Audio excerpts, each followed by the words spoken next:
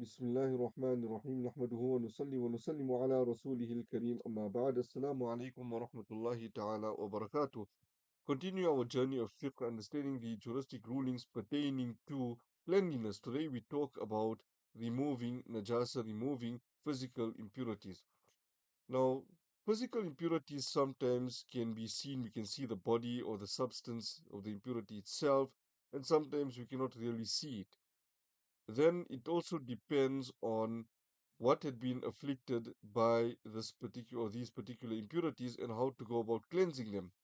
So the scholars have mentioned that if it's something that can be seen, it has a body, it has a substance, something like blood or stool, then it will be removed by removing the substance itself, and that can be achieved by washing. Sometimes a person will wash once and the impurities will be removed. Sometimes it requires more than just washing it once.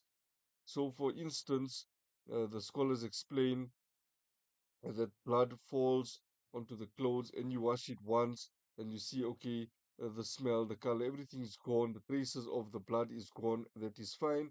But sometimes it may require you to wash it 3 times, which is the best. And if it requires more times, then that would be the appropriate thing to do, to carry on washing until you see the impurity being removed.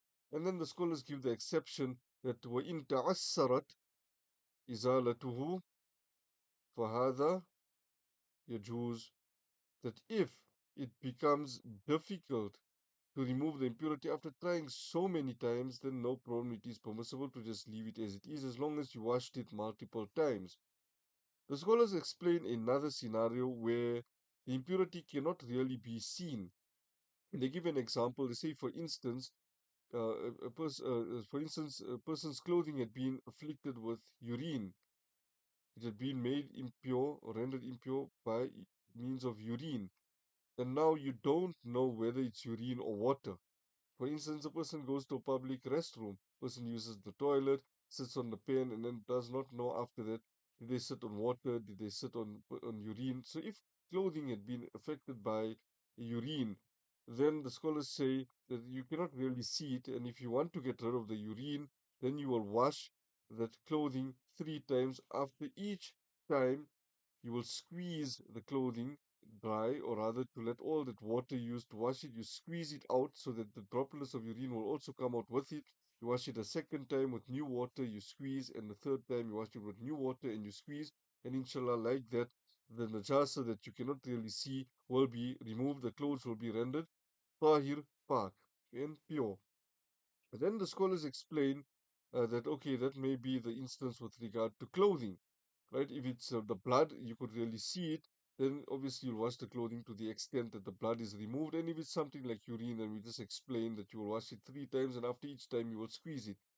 Sometimes a person will need to clean metal that had been, um, overtaken by impurity. For instance, a person's working in a restaurant, and maybe they, or rather, a person bought over a restaurant that was not halal, and there were metal utensils being used, and they were using it to cook all the haram ingredients. They were using it to cook the pork or whatever else it may have been. How do you purify these metal objects? The scholars explain that metal, because it does not have the quality of absorbing, you can just wipe the impurities off. You run it under water or any cleansing agent, then you can just simply wipe. You can make masah. You just wipe the metal off. That will be fine.